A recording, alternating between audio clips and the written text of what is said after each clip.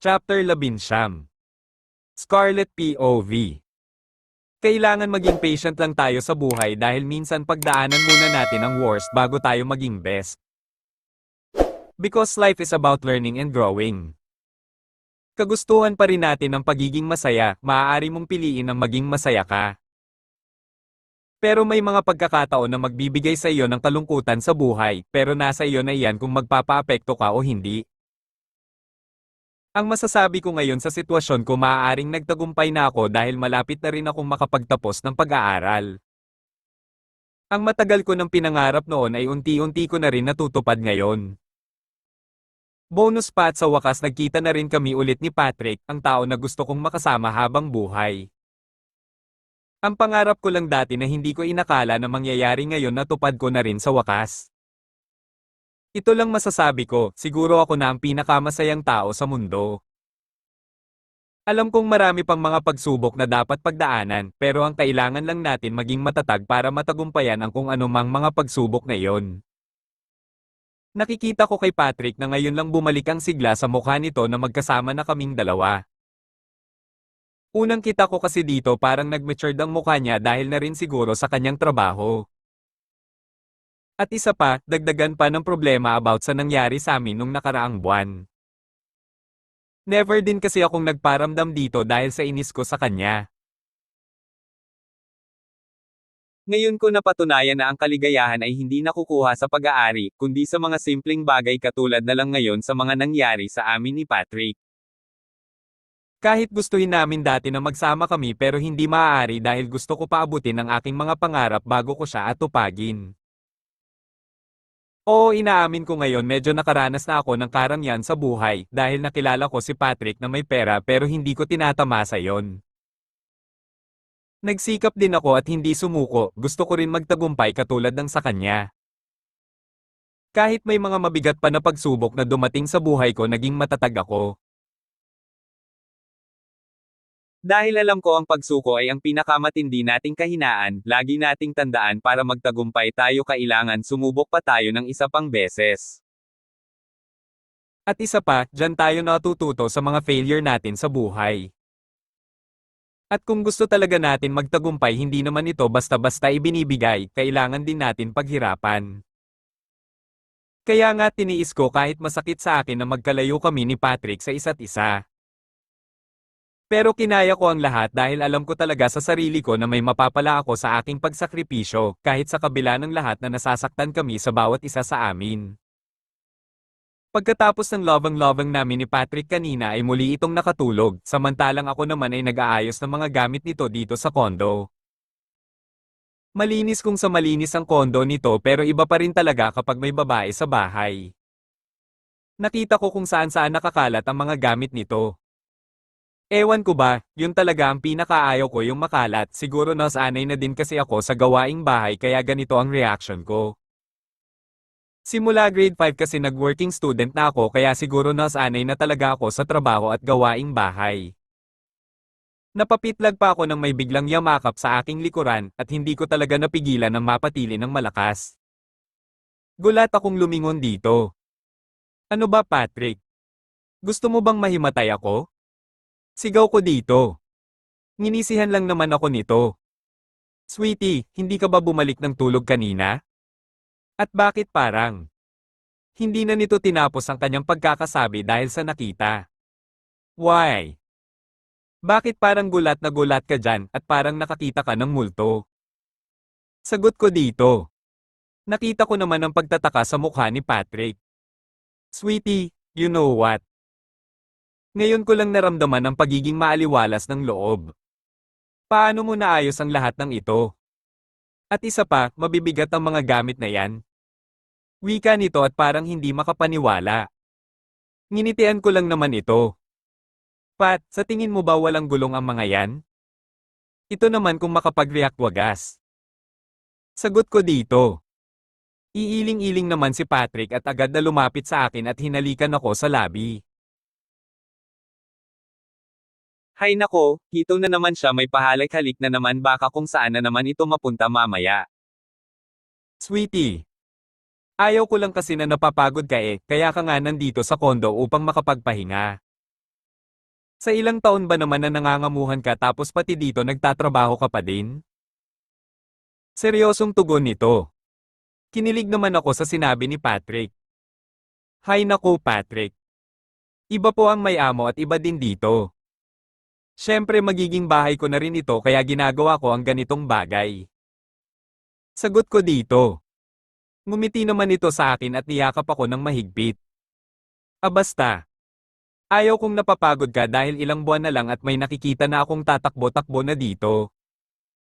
Wika nito habang kumikislap ang mga mata. Nakita ko talaga sa aura nito ang excitement habang sinasabi ang katagang iyon. Hindi ko naman mapigilan na mapataas ng kilay. Sus, ang OA mo Pat. Sure ka na ba na nakakabuo ka na? Hindi mo pa nga alam, malay mo baka bugok yang alaga mo. Panunodyo kong sagot dito.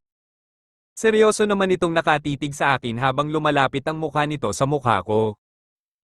Anong sabi mo sweetie, ulitin mo nga. Seryosong sagot nito sa akin. Para naman akong nastatwa sa kinatatayuan ko. Wala, ang sabi ko magluto na ako dahil nakaramdam na ako ng gutom.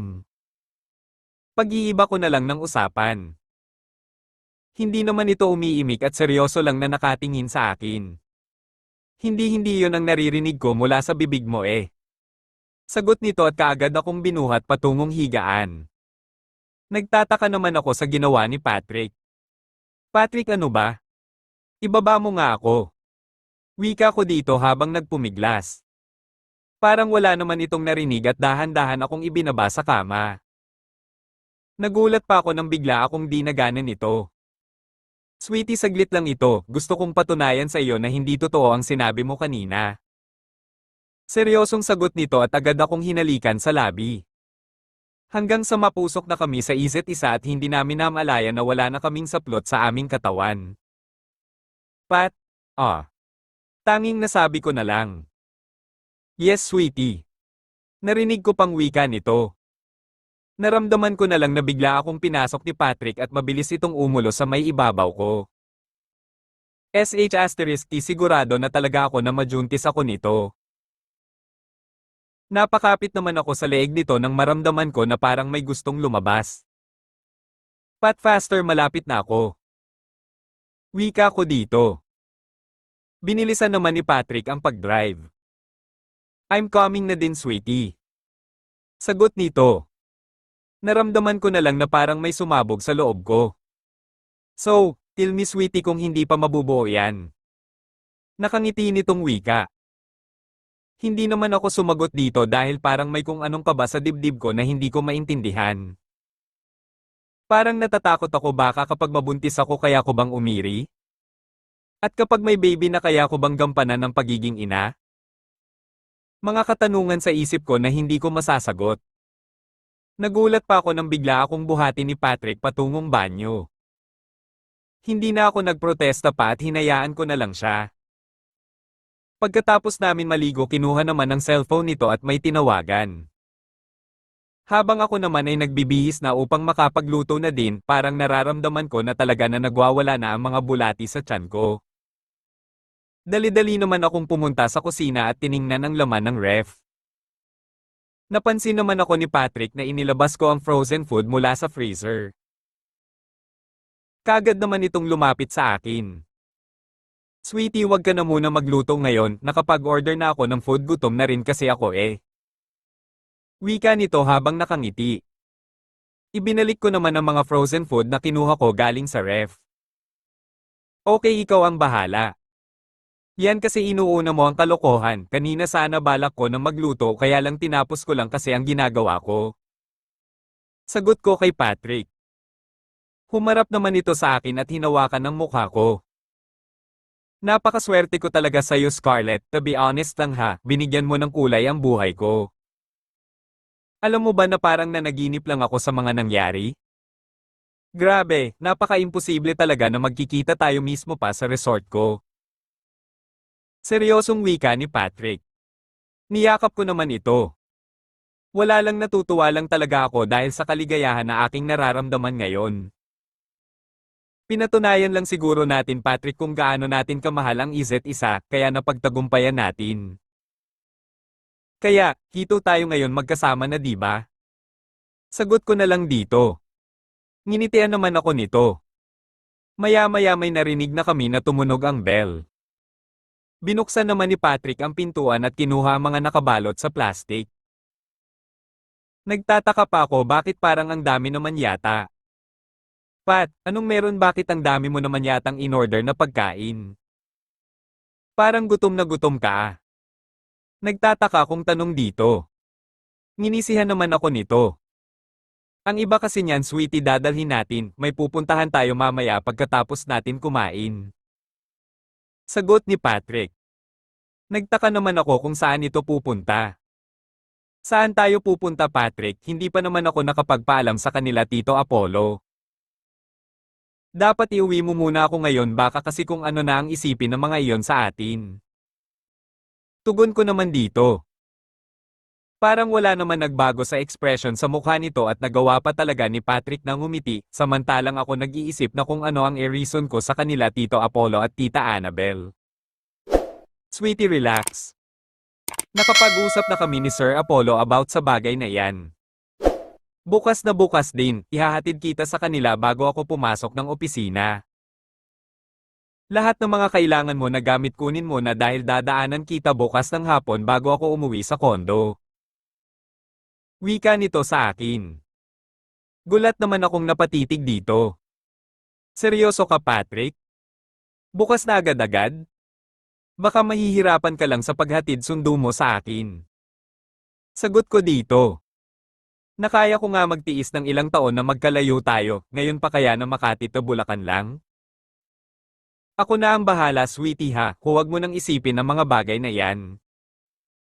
Magpaalam ka na sa kanila tita at tito mo doon bukas paghatid ko sa'yo. Wika ni Patrick habang seryoso ang mukha nito. Tumango naman ako dito at inaasikaso na ang pinadeliver nitong pagkain. Pagkatapos namin kumain ni Patrick ay agad na akong nag-asikaso sa aking sarili upang makaalis na rin kami ng maaga habang hindi pa masyadong mainit. Agad kaming nagbiyahe papuntang Batangas. Hindi ko naman alam kung bakit naman naisipan ni Patrick na pumunta sa lugar na yon. Bahala siya total nakasakay lang naman ako at siya ang nagdadrive, sumunod na ako sa gusto ni Patrick dahil gusto ko naman bumawi dito. Lahat ginagawa niya para sa akin at ginampanan na nga niya ang pagiging anak nito sa magulang ko at mga kapatid ko. Ang dami ko na talagang utang dito kaya hindi na ako tumanggi pa. Mahirap nga bayaran ng perang inutang pero minsan mas mahirap bayaran ng utang na loob dahil nakaka-guilty kapag iniwasan. Kaya kung ano ang plano nito, go lang ako ng go basta hindi lang makaapekto sa relasyon namin support na lang ako. Umabot din ng ilang oras ang biyahe namin bago kami nakarating sa Batangas. Pagkababa namin ni Patrick sa may sasakyan ay agad naman itong hinawakan ng aking kamay. Sweetie nagustuhan mo ba ang place? Tanong nito sa akin. Tumango naman ako na may pagtataka sa mga mata. Ang layo naman ng pinasyalan natin Pat. Pwede naman tayo pumunta sa resort mo mismo bakit dito pa? Sagot ko dito. Nginitian lang naman ako nito at pumasok na kami sa loob. Hindi ko maiwasan ang mapahanga sa mga bulaklak na nasa Harden, kung maraming bulaklak sa resort ni Patrick mas doble pa yata ang dami dito. Para namang hindi ako makapaniwala sa mga nakikita, may lugar pala na ganito kaganda. At puro talaga orchids ang mga nasa paligid. Baka siguro lahat ng resort may mga ganito talaga kasi meron din dito Bulong ko sa aking sarili. Pagkapasok namin ni Patrick sa loob mismo ng resort nagtataka naman ako bakit parang wala namang tao masyado. Tanging mga Hardenero lang ang aking nakikita at bakit parang wala naman ibang guest. Patrick bakit parang ang tahimik ng lugar? Napansin mo ba, parang tayo lang ata ang guest dito Tanong ko dito. Nginitian lang naman ako ni Patrick at wala naman naging tugon sa naging reaction ko. Nagtataka pa ako bakit parang hindi naman ito matatawag na resort dahil wala naman akong nakikita ng mga rooms hotel. Hindi katulad ng resort ni Patrick doon sa Makati, bakit dito parang iba? Sa totoo lang naguguluhan ako sa mga nangyayari. Ano sa tingin mo, sweetie? Pwede na ba tayong bumuo ng big family dito? Ang tamat ng lugar, di ba? Wika nito. Nagtataka naman ako habang nakatitig kay Patrick. Anong bumuo ng big family? At talagang nag-arc-ela ka pa ng place para lang mas ulo natin ang isa't isa? Pwede naman sa kondo bakit dito pa? Wala sa sarili kong sagot dito. Napahagalpak naman ito ng tawa. Alam mo, sweetie, nakakatawa ka talaga. Kaya hindi talaga ako magsasawa na mahalin ka dahil nawawala ang stress ko sa tuwing kasama kita eh. Iba naman sa kondo at iba naman dito. Sagot nito sa akin. Umiling naman ako dito. Maya-maya pa ay napansin ko sa di kalayuan na parang may nakita akong mga kubo. Dahil sa kuryosidad agad naman ako nagtanong kay Patrick kung anong meron sa mga kubo na iyon. Patrick, anong meron sa dulo na iyon, bakit may mga kubo dyan? Tanong ko dito. Agad naman akong hinela ni Patrick papunta sa mga kubo na iyon. Nagtataka pa ako dahil may tubig pala sa ilalim nito kasi pagkakaalam ko para siyang fish pond basta yon na yon. Hindi ko kasi siya masasabing dagat. Sweetie, ito yung area kung saan may mga isda sa ilalim niyan, kung gusto mong kumain ng fresh pwede kang kumuha at ipaluto mo. Kaya maraming dumadayo dito sa resort na ito kahit hindi naman ito kalakihan dahil maliban sa makalanghap sila ng sariwang hangin pwede silang kumuha dito ng mga seafoods. Sagot ni Patrick. Tumango naman ako dito.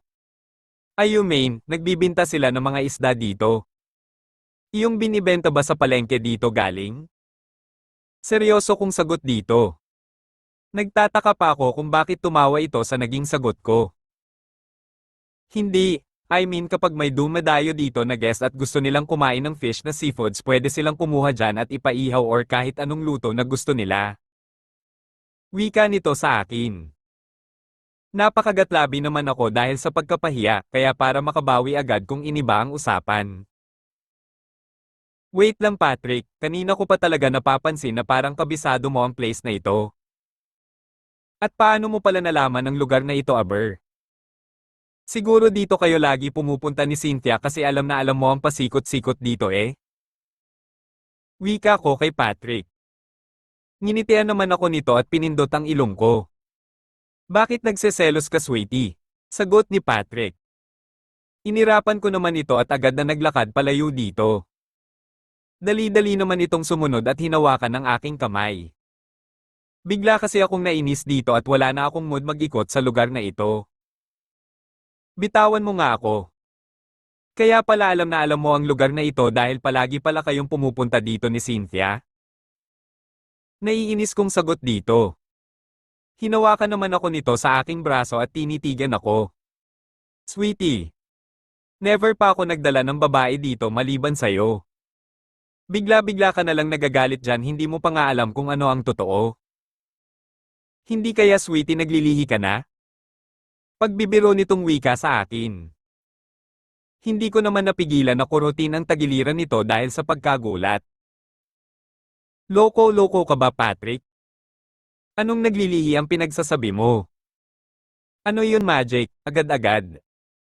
Sagot ko dito. Nginitian lang naman ako ni Patrick. Pinuntahan namin ang isang kubo kung saan sa ilalim daw nito may mga seafoods. Agad akong umupo at lumanghap ng sariwang hangin habang ipinikit ko ang aking mga mata. Gusto kong namnamin ang katahimikan ng paligid. Ano ang tingin mo sa lugar, sweetie, maganda ba? Tanong ni Patrick. Napadilat naman ang aking mga mata at tumingin dito ng diretso. Of course. In fairness, napakaganda ng lugar, Patrick, at parang stress reliever na rin. Parang gusto ko tuloy tumira sa ganitong lugar, maliban sa makalanghap ka pa ng sariwang hangin at marami ka pang makukuhang mga pagkain. Kasi ang sabi mo nga maraming mga seafood sa ilalim nito, kaya mas maganda tumira dito dahil kapag nagugutom ka kumuha ka na lang ng mga seafood sa ilalim ng kubo na ito. O di ba? Sagot ko naman kay Patrick. Natatawa naman ito sa naging sagot ko. Grabe sweetie, yan lang talaga ang reason mo kaya gusto mong tumira dito para hindi ka magutom. Natatawang wika ni Patrick. Tumango-tango naman ako dito. Nagtataka naman ako nang may itinuro ito banda sa unahan. Wala sa sarili na tiningnan ko ito. Ano ang pangalan sa area na ito, Patrick? Scarlet Goldfish Farm? Wow ha! Talagang kapangalan ko pa. Nakangiti kong wika kay Patrick. Nginitian naman ako nito at niyaya papuntang labas ng gate. Sweetie, welcome to Scarlett Gonzalez Farm and Resort. Wika nito habang nakatingala sa may entrance ng napakataas na bakod. Gulat naman akong napatitig dito. Napatingala naman ako kung saan nakatingin si Patrick. Laking pagkagulat ko na totoo nga ang kanyang sinasabi. Patrick, totoo ba ang nakikita ko? Paano nangyari ito? Kapangalan ko at kaapelyido ko ang resort na ito. Nagtataka kung tanong dito. Niyakap naman ako ni Patrick at hinalikan sa noo. Of course sweetie, totoong-totoo ito. Dahil ikaw mismo ang nagmamay-ari sa lugar na ito. Seryosong tugon nito. Bigla naman akong napayakap dito at di mapigilan na mapaiyak. Never kong inakala na mangyayari ito sa buong buhay ko. Ang simpleng pangarap ko na makapagtapos ng pag-aaral at may ahon sa hirap ang aking pamilya mas doble pa ang mga blessing na dumating. Very thankful ako kay Patrick dahil nandyan siya palagi sa tabi ko. Kahit sa kabila ng lahat na binigo ko ito pero hindi niya pa rin ako iniwan at patuloy pa rin siyang nakaalalay sa akin. Ang dami na nitong ibinigay sa akin, ang tanging pagmamahal lang ang pwede kong isukli sa lahat ng pagsakripisyo nito sa akin at sa pamilya ko.